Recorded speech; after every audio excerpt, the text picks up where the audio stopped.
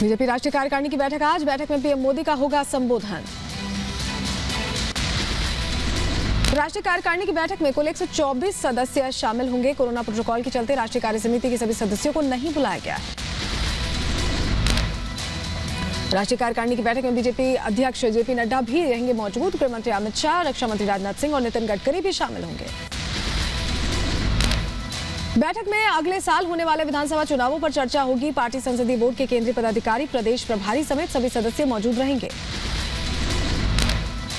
BJP राष्ट्रीय कार्यकारिणी की बैठक में शामिल होंगे सीएम योगी आदित्यनाथ। यूपी विधानसभा चुनावों की रणनीति पर होगी चर्चा। बीजेपी नेता मोहित कंबोज का सनसनीखेज खुलासा। कहा, किरण गोसावी का एनसीबी से संबंध, सुनील पाटिल ड्रग्स केस का है मास्टरमाइंड। सैम डिसूजा और सुनील की बातचीत का जारी किया ऑडियो। बीजेपी नेता मोहित कंबोज के आरोपों के जवाब में आज प्रेस कॉन्फ्रेंस करेंगे नवाब मलिक। कंबोज ने नवाब पर लगाए थे सनसनीखेज आरोप। दिल्ली से मुंबई पहुंची एनसीबी की सेंट्रल जांच एजेंसी ने आर्यन खान के केस समेत सभी 6 केसेस टेक ओवर किए हैं। संजय सिंह की अध्यक्षता में हो रही है जांच।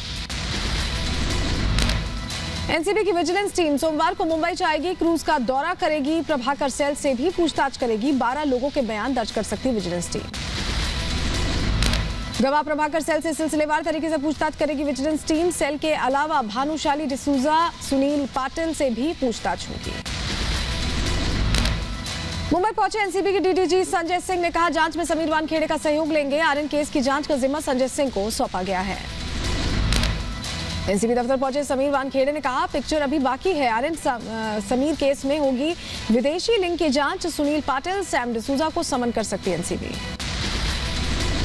क्रांति रेडकर ने इंस्टाग्राम पर पति समीर वानखेड़े के साथ पोस्ट की तस्वीर, पड़वा संपन्न कैप्शन के साथ डाली तस्वीर। साथ ही लिखा, आपसे सीखने के लिए बहुत कुछ बाकी है। मनी लॉन्ड्रिंग केस में महाराष्ट्र के पूर्व गृह मंत्री अनिल देशमुख की 14 दिन की न्यायिक हिरासत। कोर्ट ने 14 दिन की न्यायिक हिरासत में भेजा जेल।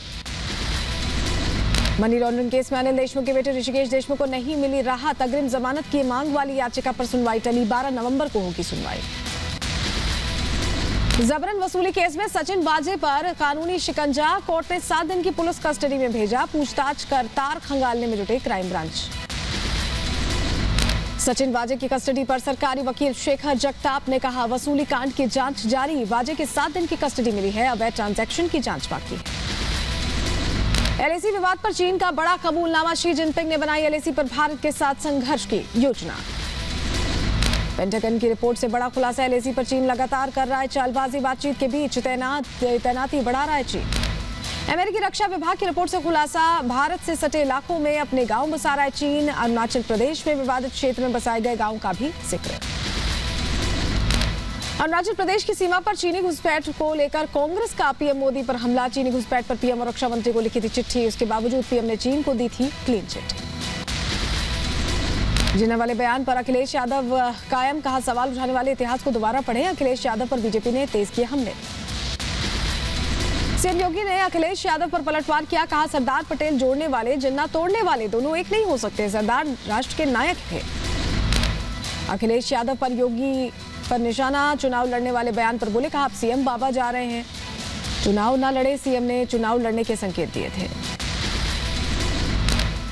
और ऐसे सीएम योगी की माफियाओं के संरक्षकों को चेतावनी। कहा, माफियाओं के संरक्षकों को भी चलेगा बुलडोजर। बीजेपी नेता राकेश त्रिपाठी ने फिर अखिलेश पर साधा निशाना। कहा, जिन्ना का महिमा मंडन अखिलेश को पड़ेगा भारी। जनता जिन्ना को खलनायक मानती थी, खलनायक ही मानेगी। कांग्रेस नेता जिन्ना के बयान पर समाजवादी पार्टी और बीजेपी को घेरा। कहा, दोनों पार्टियों देश के महापुरुषों का अपमान कर रही हैं। यूपी में जिन्ना वाले बयान पर सियासी घमासान। बीएसपी ने बीजेपी और एसपी में मिली भगत का आरोप लगाया। कहा, यूपी चुनाव में माहौल खराब करने की कोशिश हो रही है। शिवपाल यादव की पार्टी ने एक बार फिर अखिलेश यादव के बयान से किनारा किया है। प्रगतिशील समाजवादी पार्टी के प्रवक्ता का बयान। कहा, जो लोग जिन्ना में अपनी आस्था रखते हैं वो तो जिन्ना के साथ पाकिस्तान चले जाएं। यूपी के इटावा में टीके को लेकर सीएम योगी का अखिलेश पर निशाना। कहा, कुछ लोग टीके का विरोध कर रहे थे, लोगों ने टीका लगवाकर जवाब दिया। महाराष्ट्र के अहमदनगर के जिला अस्पताल में आग से हड़कंप। आईसीयू में लगी आग में 11 मरीजों की मौत। अस्पताल प्रशासन आग लगने की वजह ढूंढने में जुटा। अहमदनगर आग में 17 लोग गंभीर रूप से झुलसे। सभी मरीजों को दूसरे वार्ड में शिफ्ट किया गया। शॉर्ट सर्किट से आग लगने की आशंका। अहमदनगर हादसे को लेकर एक्शन में महाराष्ट्र सरकार। सीएम उद्धव ठाकरे ने जांच के आदेश दिए। सीएम ने मृतकों के परिजनों के प्रति संवेदना जाहिर की। मुंबई में एक 15 मंजिला इमारत में आग लग गई। आग से झुलसकर 2 लोगों की मौत हो गई है। बिहार में जहरीली शराब से अब तक 38 लोगों की मौत हो गई। गोपालगंज में 14, बेतिया में 13, समस्तीपुर में 4 और मुजफ्फरपुर में 7 लोगों की जान गई। वहीं एक्शन में पुलिस और जिला प्रशासन शराब माफियाओं के घर बैंड बाजे के साथ चस्पा किए गए इश्तिहार। बिहार बीजेपी के प्रदेश अध्यक्ष संजय जायसवाल ने कहा कि शराबबंदी कानून को रिव्यू करने की जरूरत है, लेकिन जहरीली शराब से हुई मौतों को शराबबंदी से जोड़ना सही नहीं। बिहार में नहीं थम रहा जहरीली शराब का कहर। समस्तीपुर में 2 आर्मी जवानों समेत 4 की मौत, 5 लोगों के अस्पताल में इलाज जारी। मामले की जांच में जुटा प्रशासन। बिहार में जहरीली शराब से मौत पर सियासत फुल। जेडीयू अध्यक्ष ललन सिंह का विपक्ष पर करारा हमला। कहा, राजनीति करने वाले राजनीति कर रहे हैं, सरकार पूरे मामले की जांच कर रही है। बिहार शराब कांड पर कैबिनेट मंत्री शहनवाज हुसैन ने सरकार का बचाव किया। कहा, पूरे मामले पर सरकार गंभीर है, जांच में जो भी दोषी होगा उस पर कार्रवाई होगी। बिहार के मोतिहारी में अवैध शराब फैक्ट्री का खुलासा। धड़ल्ले से अवैध शराब बनाई जा रही थी। दिल्ली सरकार ने फ्री राशन योजना को 6 महीने के लिए बढ़ाया। केजरीवाल ने मोदी सरकार से योजना को 6 महीने बढ़ाने की मांग की। 30 नवंबर को खत्म हो रही है केंद्र की मुफ्त राशन योजना। सीएम केजरीवाल ने कहा, महंगाई बहुत ज्यादा हो गई है, आम आदमी को 2 वक्त की रोटी भी मुश्किल हो रही है। कोरोना की वजह से कई बेरोजगार हो गए हैं। पंजाब के एडवोकेट जनरल एपीएस देओल का नवजोत सिंह सिद्धू पर सीधा हमला। का अपने सियासी स्वार्थ के लिए सिद्धू ड्रग्स और बेअदबी मामले पर भ्रामक प्रचार कर रहे हैं।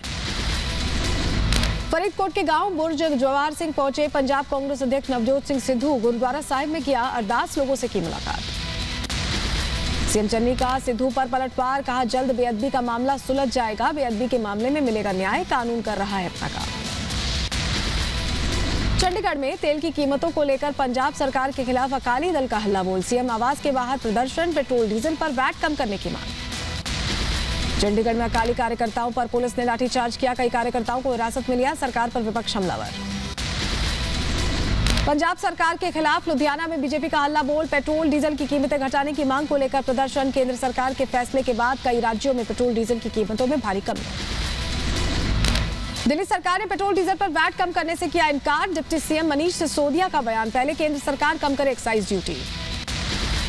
दिल्ली में केजरीवाल सरकार के खिलाफ बीजेपी का हल्ला बोल। दिल्ली सरकार से पेट्रोल डीजल पर वैट घटाने की मांग की। सीएम के खिलाफ जमकर नारेबाजी। एसपी अध्यक्ष अखिलेश यादव ने बीजेपी पर पेट्रोल और डीजल के दाम को लेकर हमला किया है। साल में पेट्रोल डीजल के दाम 200% बढ़ाकर 10% घटाने वाले बीजेपी सरकार का झूठा खेल जनता समझ चुकी है।